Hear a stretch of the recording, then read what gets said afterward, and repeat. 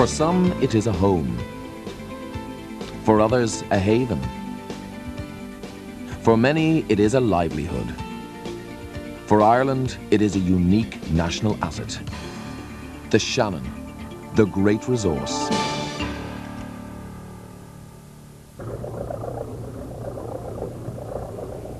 It's great and it's beautiful, but what we're going to be looking at in this video is how the people of Ireland can exploit this special resource to generate economic activity and create jobs.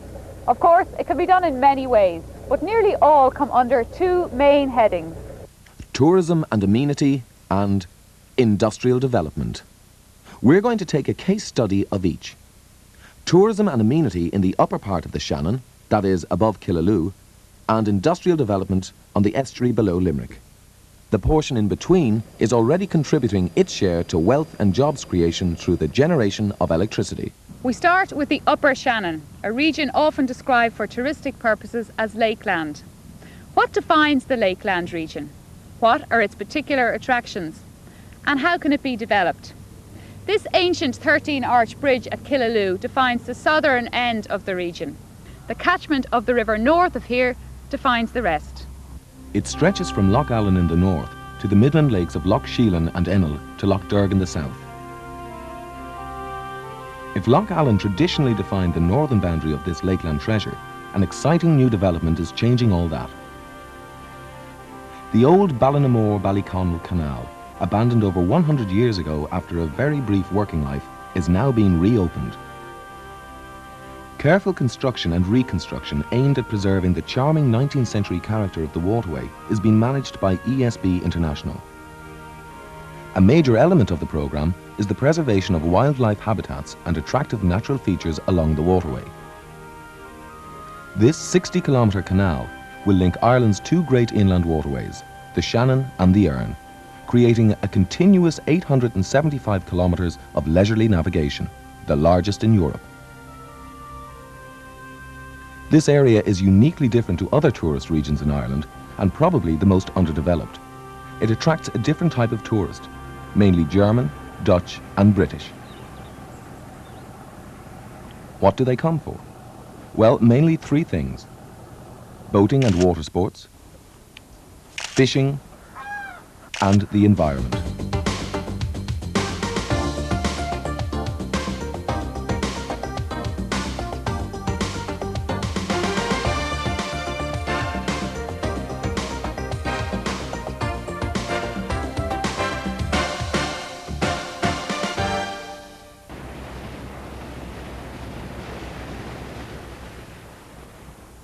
Away from it all, on a gently flowing road of spacious water, the ambling pace of yesteryear breaking the frenetic treadmill of modern industrial life. Exploring hidden places where the roar of progress is hushed to the chuckle of water and the whispering of reeds. Where the flash of the kingfisher and the splash of the otter is enough to cause a real stir. The solitude of the river is broken by a light-hearted camaraderie, as nationalities from all over Europe converge at one of the many locks on the navigation.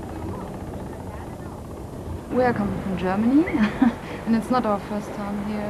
We have come for several times before, and every year it's very interesting and beautiful. Even though I live nearby, as I say, I never realised that there was such beauty so close to me. It's calm, it's very calm. It's, the whole area is very, very silent, calm. We are used to have crowded streets, crowded rivers, aeroplanes. Here is nothing like that. It's very, very nice here. These locks, canals and harbours with their impressive stonework were built in the last century for large commercial boats. But no sooner was the Shannon navigation completed in the 1840s than it was challenged by the railways, and by the 1880s had lost the transport battle to become more or less redundant by the end of the century. With the dawning of the tourist age in the 1960s, it received a new lease of life. But even today, the Shannon as a water paradise is poorly developed. Alan Condell, who runs Shannonside Activity and Sailing Centre near Killaloe, has clear views on what's needed. The average tourist comes here to get away from the crowded environment of Europe and into the wide open spaces that we can provide in this country and the uncluttered waterway. And what sort of nationalities are we talking about? Mainly Northern European, although there are some Italians coming through in greater numbers recent times. Shannonside offers a range of water-based activities which include sailing, windsurfing and canoeing, but also a range of land-based activities such as pony trekking, orienteering, hill walking and archery. Once you actually get sailing then, you can transfer your front hand from the mast up onto the boom and sail away from there. The idea that you can invite tourists to come here for sunshine holidays, to lie on beaches, is long since dead, and we've got to attract them with a different type of marketing that sells the natural beauty of the country, and to sell that we've got to make sure that it stays natural and beautiful. We now turn to this region's second major attraction, fishing.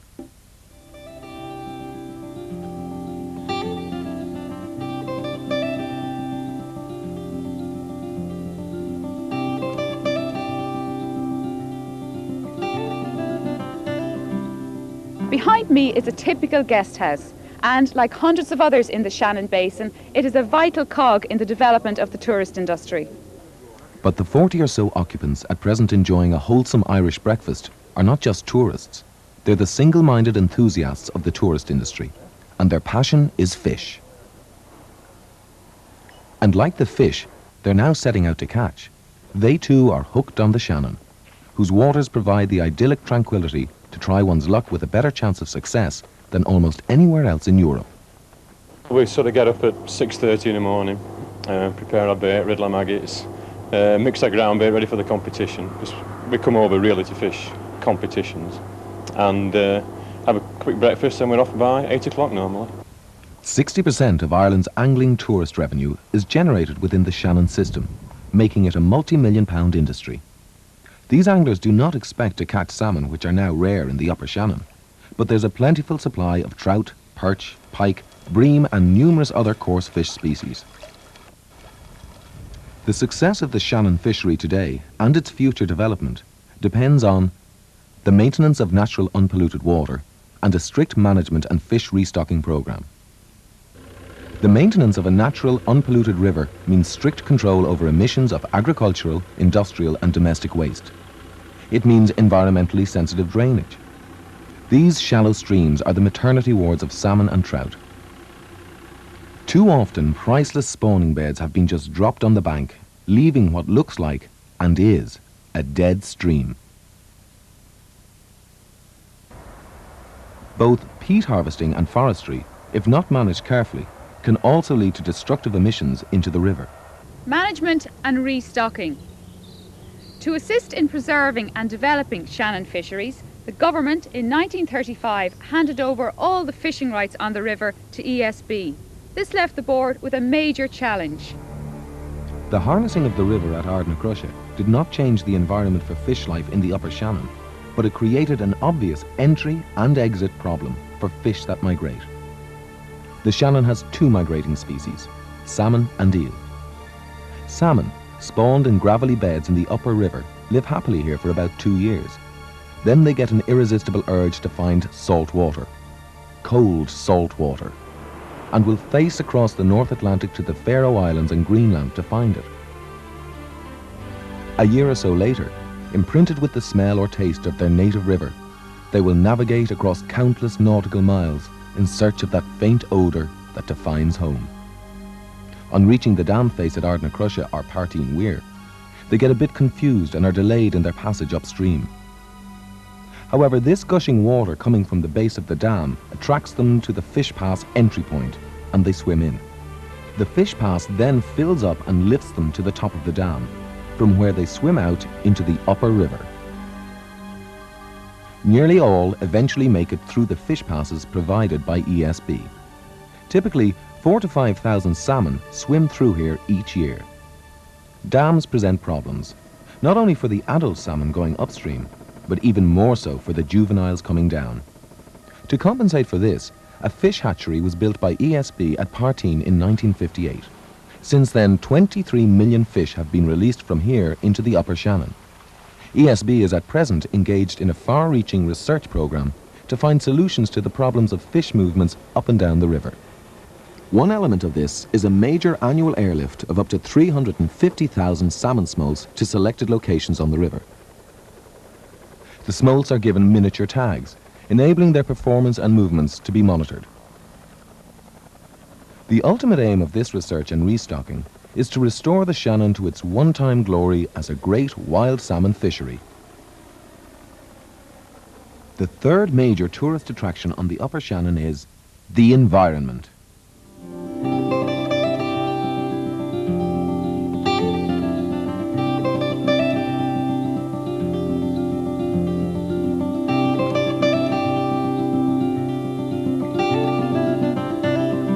If you look inside any cabin cruiser, you're very likely to see a pair of binoculars, bird books, or even a field guide.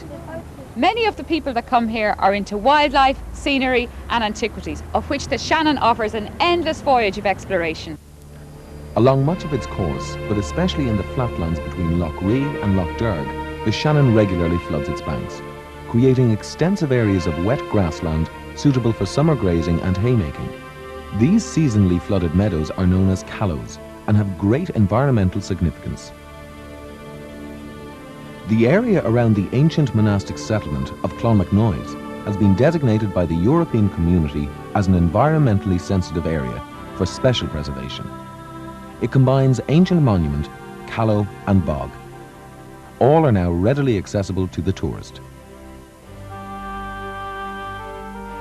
What makes it so unique? In winter, the river floodwaters swirl across the meadows, creating an enormous shallow lake, home to thousands of migrating wildfowl, the widgeon, the golden plover, and the graceful hooper swan. In summer, the waters recede and nature bursts forth with flora rich and unique, ragged robin, orchids, and bog cotton. The summer birds arrive, the curlew, the shoveler duck, the reed bunting, but most important of all, the corncrake. These seasonally flooded meadows are among the last remaining in Europe and provide the only suitable nesting place for the corncrake.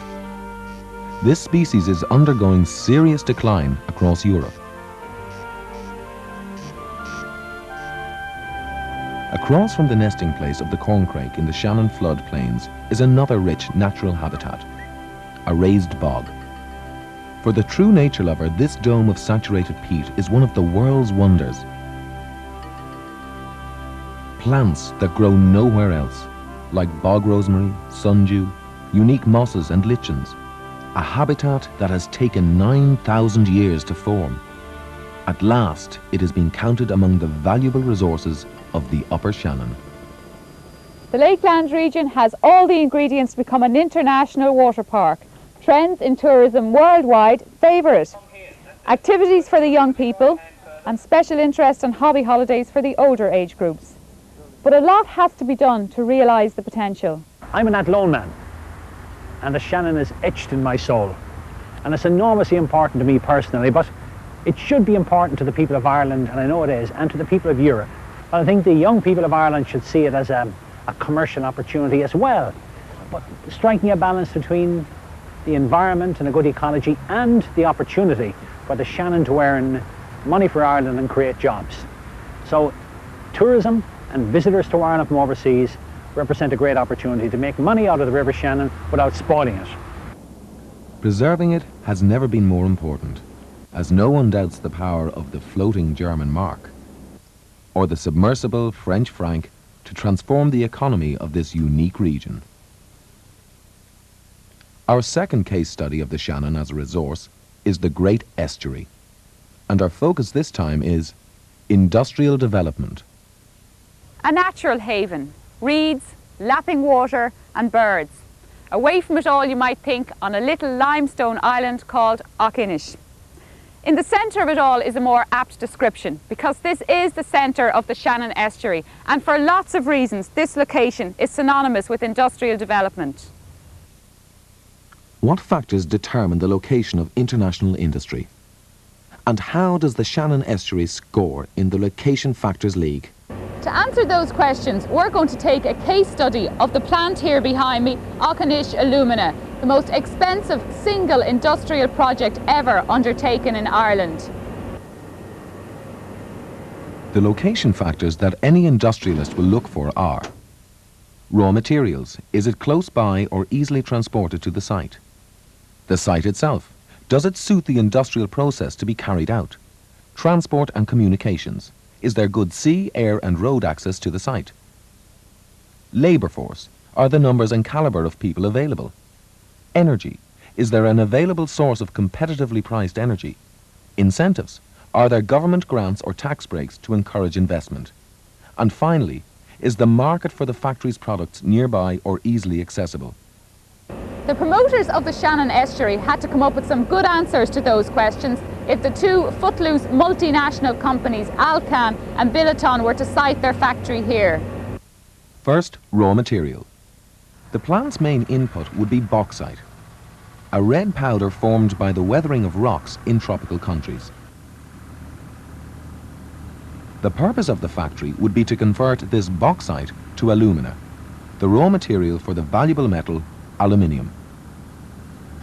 By an old and well-tried chemical process, caustic soda and heat are used to extract the white aluminium oxide powder called alumina from the red bauxite. 2 tons of bauxite giving approximately 1 ton of alumina. The bauxite used at Auchinish comes from Guinea in West Africa. 2 million tons of it a year would have to be shipped 3,500 kilometres. So the Shannon Estuary had little going for it on the raw material front. The site. The Shannon Estuary runs for 100 kilometres from Limerick City to Loop Head. For a major deep water estuary, it is unique in having large tracts of flat, undeveloped land along its shorelines, suitable for industrial development.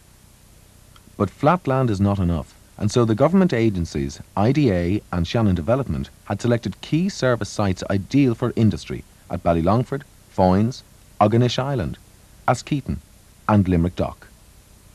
Factors like access to a deep water harbour, a good fresh water supply, a solid rock foundation, a plentiful supply of electricity, good telecommunications and good roads were all taken into account in selecting these sites. The 400-hectare Auchinish Island was considered ideal. It had a hard limestone foundation capable of supporting the massive plant and equipment. It was sheltered and safe, but most important, it was in the estuary, which leads us to our third location factor: transport. For Auchinish Alumina, that meant sea access for the 70,000-ton bulk carriers carrying the bauxite from Africa. To accommodate these massive carriers, this jetty over 1 kilometre long had to be built into the deep reaches of the estuary.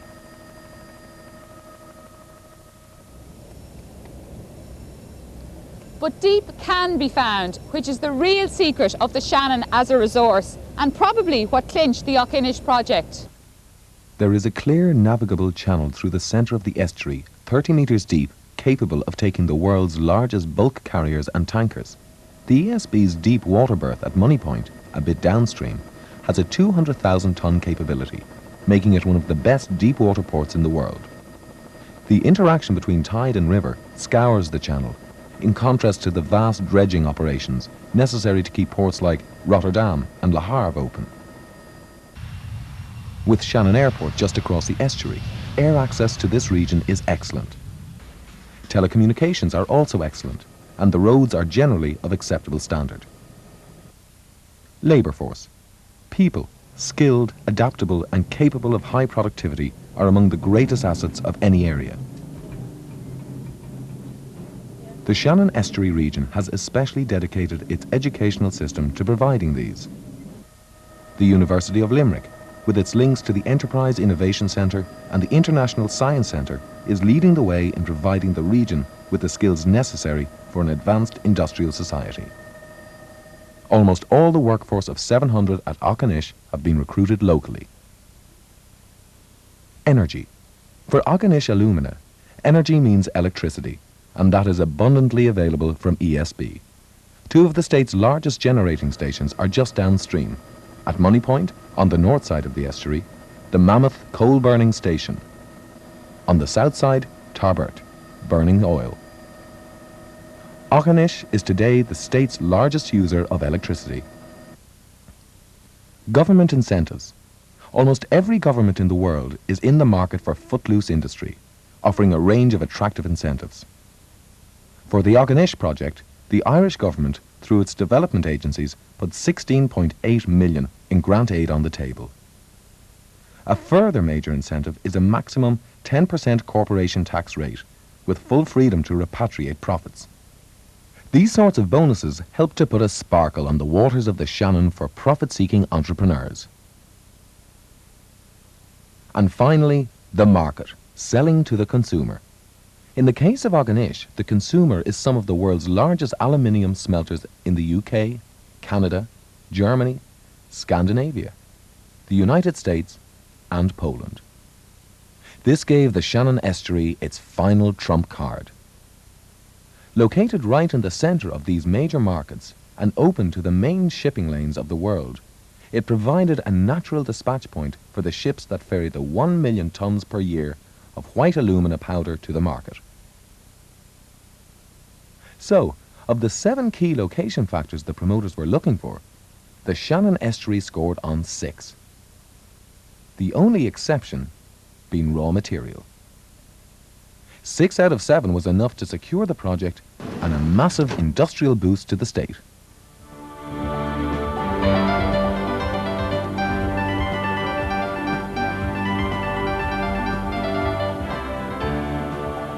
A resource is something that needs to be used and developed to satisfy needs. The great need of Ireland today is for more economic activity and more jobs. Tourism is the world's fastest growing industry. To Ireland, it is worth over £1 billion annually. The Upper Shannon is contributing a large portion of this and has potential to do much more.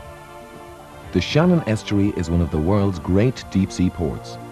There has been some notable successes, like Alcan, in exploiting this, but most of the key development sites remain greenfield, challenging future generations to convert them into economic prosperity.